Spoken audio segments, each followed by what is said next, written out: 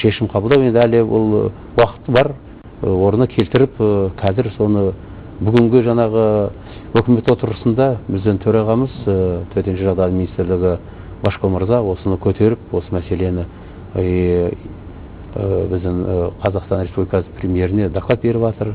Соны мен ойлаймын, болашақта осындай болған апаттан кейін де біз сезіп жатырмыз. Оны бірақ жалпы 100 жылда болған жаңа апаттардың барлығын ұйымдастырып, мынау проектный институт дейміз ғой. Солар қабылдап, оны шешім жол салғанда, оның бәрін білу керек. Сол кезде жаңағы ауылдан әкіммен, ауылдағы тұрғындармен. Жалпы осы Жаңақорғандағы су тасқынының алдын алу мүмкін бе еді? Мен айтайын, жаңағы сөйледі біз барып кездестік бірлік ауылының ақсақалдарымен. 40 жыл бұрын сондай болған екен. 40 жылдан бірінші рет сондай болып тұр. Енді қайда жаңағы алдында айтып кеттім ғой, бұл да мынау су жаңағы ауа райға байланысты деп. Ол сондықтан ғой мынау табан астында жаңбыр жауып, жылы жаңбыр болып, жаңағы жиналған су бұрынғы жаңағы дарияның несімен кететін, аймағына баратын каналдарын сол жаңағы жолдан өтемей қалып, кішкене қауіпсіздік әкелгені деп.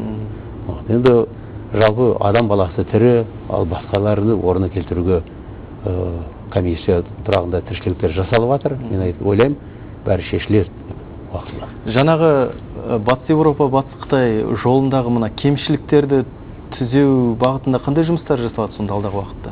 Енді жаңағы бұл енді біздің төтенше жағдайларды қарамайды, бірақ біз ұсыныс жасаймыз. Не істеу керек сол? Не істеу керек деп. Соны жаңа айтып отырмын ғой. Жаңағы бүкіл Қазақстан осы жолдардың бәрін қазір мынау өзіміздің жаңа әкімшіліктер қарап шығу керек.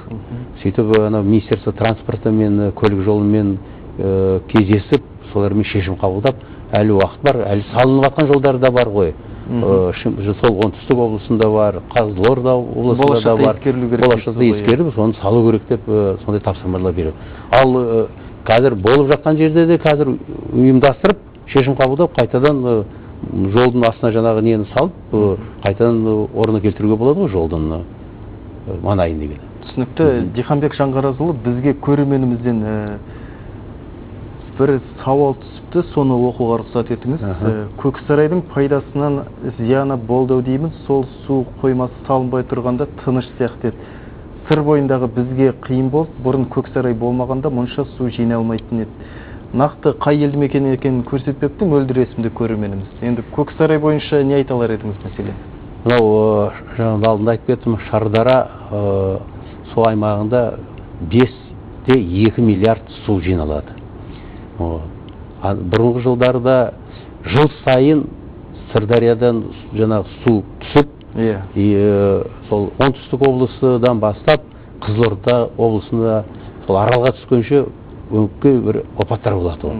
Сол аймағындағы су шашылып, талай ауылдарға, халыққа, елге, малға, жаңағы өсінімге сондай қиыншылықтар болды ғой. Сондықтан мынау Көксарай контррегуляторы уақытында салынған. Ол проект бойынша, одан кейін біздің ғылым азаматтар оның барлығын ойластырып жасалған тіршілік.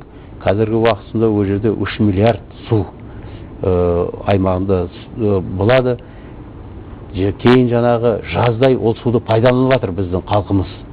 Біріншіден халыққа ол жақсы. Кешегі өсіріп жатқан жаңағы судың аймағы алады суды, сонымен жаңағы суарады өсіріп жатқан өнімдерін. Сондықтан мен ойлаймын, бұл өте керекті, уақытлы шешілген тіршілік.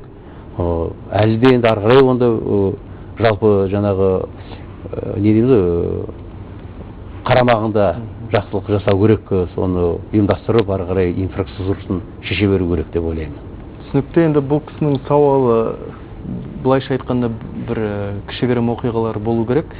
Жалпы осы республика аумағындағы гидроқұрылғылар, су бөгеттері, су тоғандарындағы жағдай қаншалықты қалыпты қазір? Соны сіздер зерттеп бақылап отырсыздар ма? Уақытысында мынау Қызылағашта су тасқыны болған кезде кейбір жаңағы гидросооружениелер, жаңағы су аймағдары жекеменшікке беріліп кеткен, біреулері вообще қалып кеткен, ешкім қарамысында болмай. Жаңағы елбасының, президенттің тапсырма бойынша барлығын жаңағы орнына келтіріп, қазір барлығы жаңағы әкімшіліктің учетында тұр. Оны біз жыл сайын су комитетімен бірге тексереміз, жағдайлар қандай, гидротехническое сооружение дейміз ғой. Осы мынау болған оқу жаттығу көктем 2014, сол уақытта да біз бүкіл Қазақстанда тексеріп өттік. Жағдайлар қандай, қандай жаңағы шешім қабылдану керек, қандай жаңағы көмек керек дегендей, сондай жұмыстар жасалып жатыр. Ол Қазақстан бойынша енді біздің су аймағы өте көп. Кішкентай өзеннен бастап, үлкен жаңағы озеро дейміз, жаңағы Каспий теңізі бар арасында. Сондықтан оған да түсіп жатқан талай өзендер де бар ғой. Каспийге түсіп жатқан сол анау Орал өзені бар жаңағы. Ол жерде де біраз қиыншылық бар бізге. Сондықтан біз сол су комитетімен бірге қарастырып жатырмыз, тексеріп жатырмыз. И қолымыздан келгенше жаңағы оны жақсы бір салып, проектный жаңағы соның бәрін ұйымдастыру болашақта шешім қабылданып жатыр. Түсінікті. Диханбек Жанғаразұлы, енді мына азаматтарға кеңес ретінде айта отырсаңыз, мына су тасқынынан қалай қорғану керек? Егер ол келіп қалған жағдайда жаңағы үйден қабырғасына жеткен жағдайда азаматтар не істеу керек? Сол тұрғыдан бір ақыл кеңестеріңізді айта отырсаңыз. Енді жалпы бұл су мәселесі, жаңа қазақта айтады ғой, оттан, судан сақтай көр деп. Соның ішінде бұл да су деген мәселесі өте қиын тіршілік, қайдан кеп қалғанын байқамай қаласың, бірақ оған алдын ала жұмыстар жасалу керек. Оған жаңағы алдын ала тексерушілер болу керек, қарап тұру керек. Сол ең соңғы ауылдағы тұратын тұрғындар, сол кісілердің солармен байланыс болу керек. Одан кейін солар жаңағы көріп отыру керек жағдайдың барлығы. Болған оқиғада жаңағы ұйымдастырылу керек.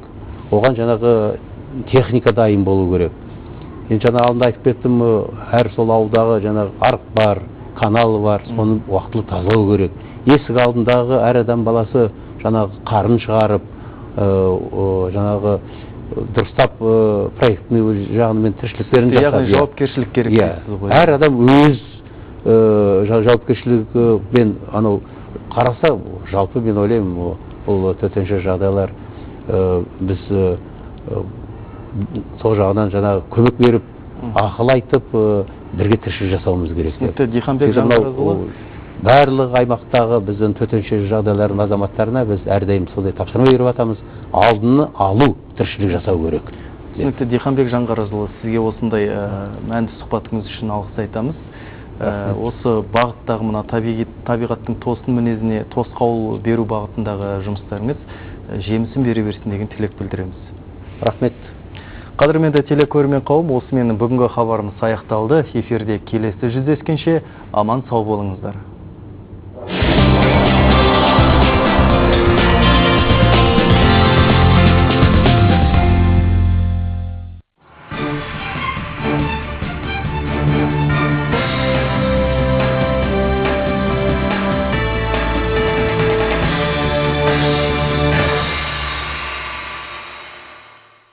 Ассалаумағалейкум, құрметті көрермен. Назарларыңызда заң шығарушы органның сан салалы жұмысын саралайтын парламент бағдарламасы. Сонымен бүгінгі хабарымыздан көретіндеріңіз. Қазақстанның сыртқы барлау қызметіне қатысты заң жобасы Сенаттың жұмыс тобы отырысында талқыланды. Қазақтың біртуар тұлғасы Балуан Жолақтың туғанына биыл 150 жыл.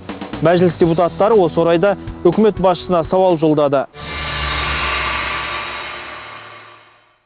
Сыртқы барлау органдарының қызметін күшейтуге бағытталған заң жобасын Сенаттың жұмыс тобы жабық есік жағдайында талқылады. Яғни ақпарат құралдары өкілдерін кіргізбеді. Депутат Икрам Адырбеков